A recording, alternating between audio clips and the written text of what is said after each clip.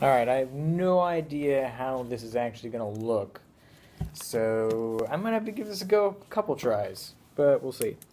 So, change of scenery for my after work vlog. I wanted to quickly go over the matches that are going to be at IEM Katowice for League of Legends specifically. Right now, the first set of games is going to be Cloud9 versus GE Tigers, SK versus the Flash Wolves, Gambit versus CJ Entis, and TSM versus World Elite.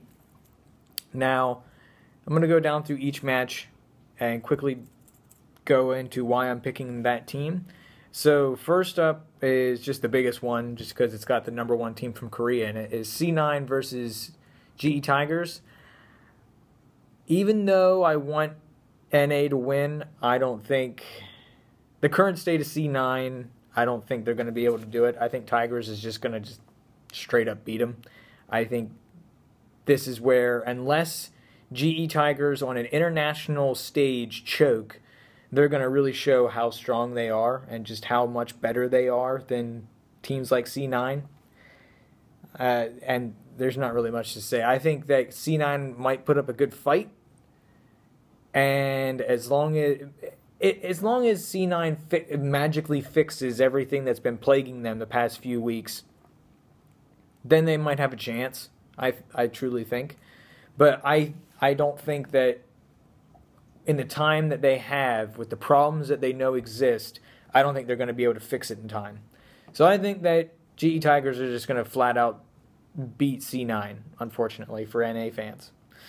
Next match, SK versus the Flash Wolves. I've heard and seen some amazing things from the Flash Wolves, but right now I think this is where you're going to have to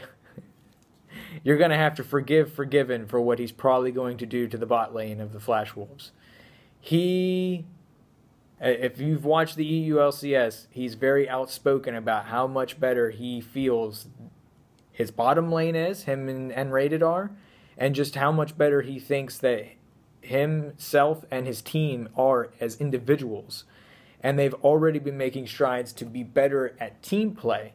So they're already good at team fighting for the most part. It's just that, as has already been discussed, their vision game is pretty shitty and has been lacking. But they have been making strides to make that better. And I think that if they can fix their vision game and compete in the vision wars with the rest of the teams out there that make a very big statement for getting map control, I think if SK can keep up with that, I think they don't have a problem taking down the Flash Wolves. I don't really care about the Flash Wolves record. I mean, if we're going to go with that, it's just the region that they're from. Unless they magically come out like the Taipei Assassins in Season 2, I don't think they're going to be able to compete with SK. If they do, man, let me just remove my foot from my mouth if they do. But I don't think that they're going to be able to compete with SK just on an individual level. And even if they do have better team play, I think SK's individual skill is going to pull them through no matter what.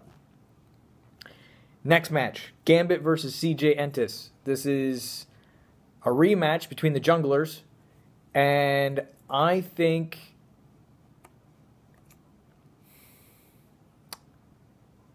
everyone's going to go with CJ Entis just because they're from Korea and everybody's about that hype train. But I honestly think with how hot Gambit has been playing, I think they're actually going to take this from CJ Entis.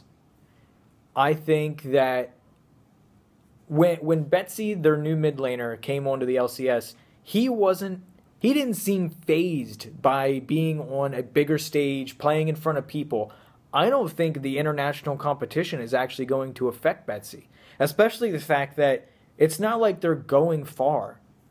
They're still playing in Europe. It's not like he's traveling to the US or to Korea or to Singapore, just, some place that he might not feel comfortable.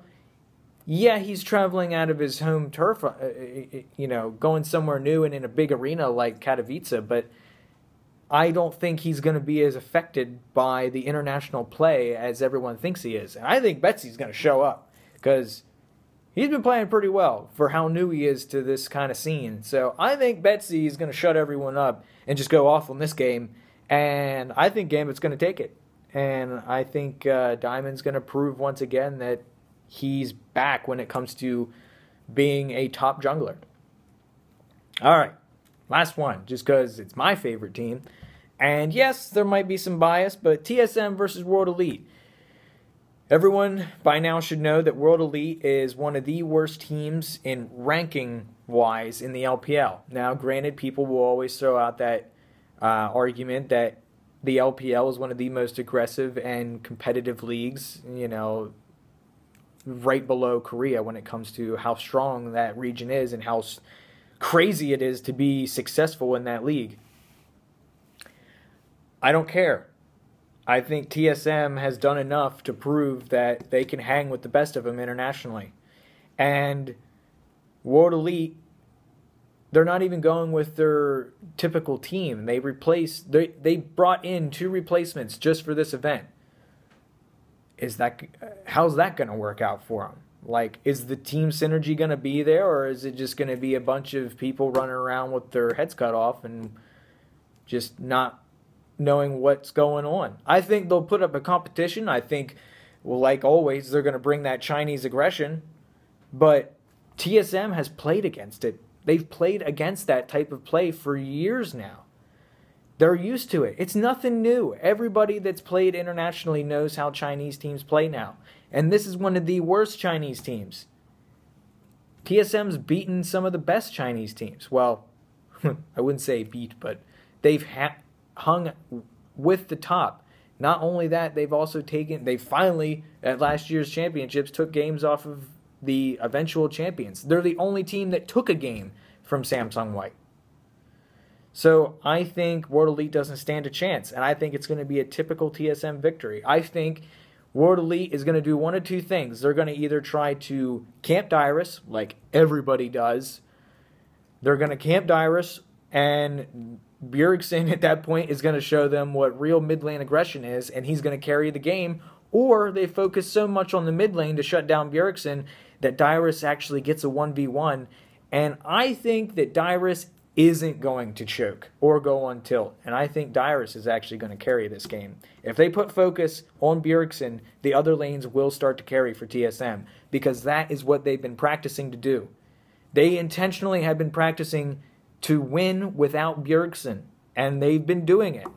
Granted, they've had some hiccups, but I believe TSM learns very well from their mistakes, and they're only going to keep getting better. And I think that they're going to show up, and it's either going to be Bjergsen carrying the game, or Dyrus or the bottom lane is going to carry. There's no way now to shut down all of TSM. Just shutting down Bjergsen is not going to win you the game. All it's going to do is make Bjergsen try even bigger flashy plays, or he's going to play safer and he's going to be focusing more on shot calling and let everyone else carry. Everyone knows that Turtle can carry. Everyone knows that if you give Dyrus a 1v1 and he doesn't fuck up, he's going to carry. So I don't think World Elite has a chance. If you agree or if you disagree, let me know in the comments. And I'm going to be trying to do more of my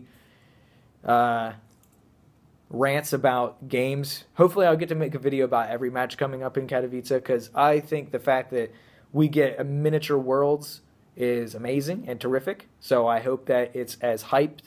I hope that Katowice follows and delivers on as much hype that's going into it, because it basically is a teaser miniature worlds halfway through the year, or not even halfway through the year. Unfortunately, I do feel for all you Chinese fans that it's World Elite that is who is showing. I don't know. They could have easily done scheduling different and brought in 2 extra teams so they could bring in the best from the LPL and also another team to make it an even 10. I don't know. I think they could have tried harder, and they could have actually gave you guys the chance to have your number 1 also represent the China scene. I don't know why they didn't. I think it's kind of bullshit. Either way, you guys, even in the end, World Elite is still going to put up a fight. I think World Elite is still going to perform. And I think it's kind of cool that in the end, for World Elite, now if anybody gets beat by World Elite, it's actually considered an upset. So if any of the Western teams get beat by World Elite, then it just shows how much further the Western teams have to go. Because if you can't beat the worst from the Eastern side, then damn.